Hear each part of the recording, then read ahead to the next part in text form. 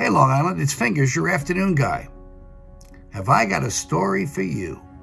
Pat Derosa was born in Brooklyn, New York on December 6, 1921. Pat was drawn to music at a young age, spending family weddings sitting by the band and watching the players.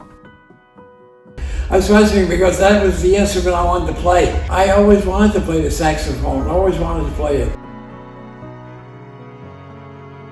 At 12 years old, Pat's mom took him to the music store on Bowery to buy his first sax. She took me down to Bowery to see what instrument I really liked. She took me to different places and different music stores, and I always went for the saxophone. The 1930s brought the Derosa family from Brooklyn to Huntington, Long Island. As a young boy, Pat's mother would bring him to the former Paramount Theater to watch the vaudeville acts of the day. Tickets those days were just 75 cents. Pat attended the Central School District in South Huntington and went on to perform with the high school band. After graduating high school in 1940, Pat went on to work at Grumman, manufacturing airplane parts for the war. In 1941, he joined the Grumman Band and also formed his own trio that played nightclubs and parties around the area. He was working all day and playing all night, which is just the way he liked it. In 1943, at the height of World War II, Pat was drafted into the Army Air Forces and shipped off to Greensboro, North Carolina for basic training. Pat was offered to audition for the Glenn Miller Army Air Force Band. Beginning in 1943, he spent 3 years traveling around the United States entertaining the troops. With Glenn Miller, he was very famous at the time, so I was with him, and I was lucky to be with him. In 1945, Pat had earned the rank of Staff Sergeant and was informed that he was on the list of men scheduled to leave for Japan to be a stretcher bearer. But I remember that they wanted us to pick up the wounded soldiers and bring them to a certain area. I wasn't too happy about doing that. Before he shipped off for Japan, the bomb was dropped on Hiroshima and Nagasaki. World War II was over.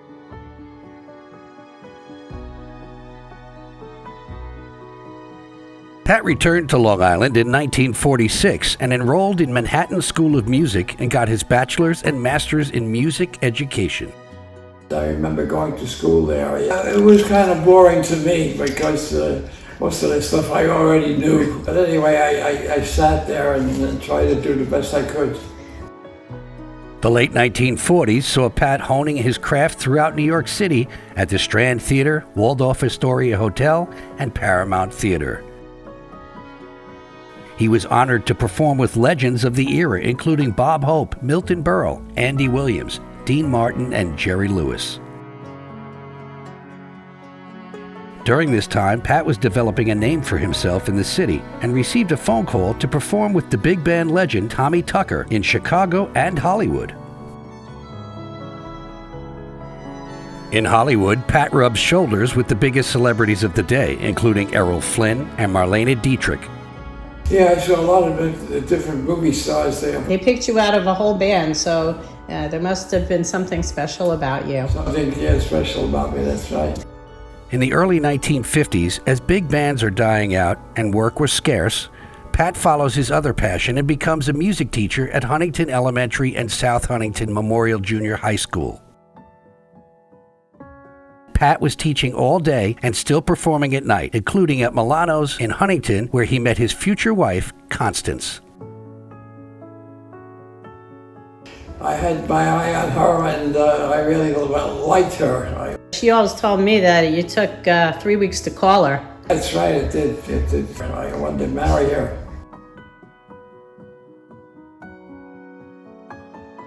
Pat and Constance married and bought a house in Huntington. She worked as a registered nurse, and Pat continued to teach music and perform, including a stint as the house band at the Huntington Townhouse.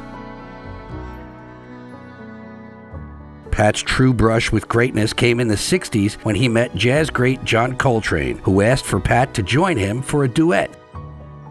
They continued to perform together for 3 years until Coltrane's death in 1967. John Coltrane was great. He was excellent. It was a startling time for me to have such a great star with me and to listen to him play. I idolized the guy. He was tremendous. In 1969, Pat formed the Pat Derosa Trio.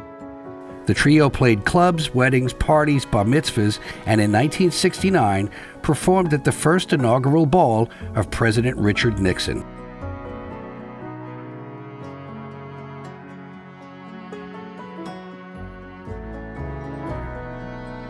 Pat retired as a school teacher in 1978, starting to spend winters in Florida and performing on cruise ships and club dates, including residencies at the Hamptons each summer. To this day, at 98 years young, Pat still performs as a trio in Montauk with his daughter Patricia and granddaughter Nicole. In 2016, Pat is inducted into the South Huntington Hall of Fame. In 2018, Pat was honored by the New York Mets as the Veteran of the Game. Both great honors, but there are two things at the top of Pat's bucket list. One is to play live on stage with Billy Joel. Billy, we hope you're listening. And the other is to be inducted into the Long Island Music Hall of Fame.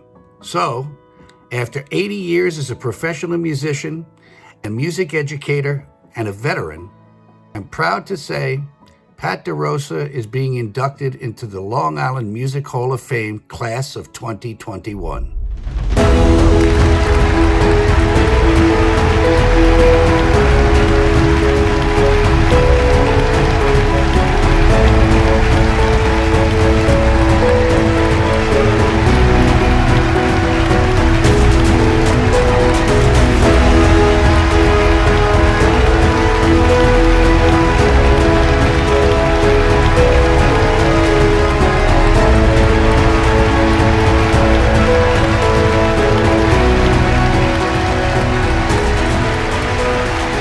Here to induct Mr. Pat Derosa is Richie Cannata.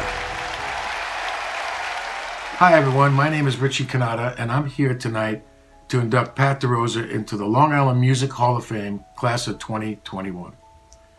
Pat is a member of a great generation, and as he approaches the Century Club, has left an incredible mark on people throughout the world with his music. And he's still got a lot of music left inside of him, as I know, as he's come to my gigs and sat in with me. Thank you, Pat. From his childhood days in Brooklyn, where he got his first sax from the Bowery, to traveling around the country, entertaining our troops during World War II, which really defined Pat's life, which most kids would have never been able to do or quite understand, but Pat never forgot his roots. Pat has played with many, many great, talented people such as John Coltrane, Lionel Hampton, Percy Faith, and many, many others. But as he did that out in California, it didn't keep him out there. He had a desire to come back home, and he did, because once again, he knew where he was from. He came back to Long Island, and he raised a family and was dedicated to his music education to ensure his fascination for music, and including of all generations, surely to inspire a future legend. And in Pat's life, his family was very, very talented as well. As you will see very, very shortly, and don't miss this, that his daughter Patricia and his granddaughter Nicole will perform for you later, which is going to be awesome. Do not miss that. Even in Pat's retirement, he has given back to his community. He has played many fairs, many festivals, and played with legendary veteran bands, and we all welcome him when he comes. We love Pat, and we love what he's done with the saxophone. So this is my honor to induct Pat Derosa into the Long Island Music Hall of Fame class of 2021. Thank you, Pat, for all your service to our country, to Long Island, and to the students that you mentored, and for continuing to share your music with your infectious smile throughout the world. You're an inspiration to all of us, Pat, a big inspiration to me and a hero to me as to many others. Congratulations, Pat. Oh, thank you. Congratulations. Thank you very much. Mwah. Thank you.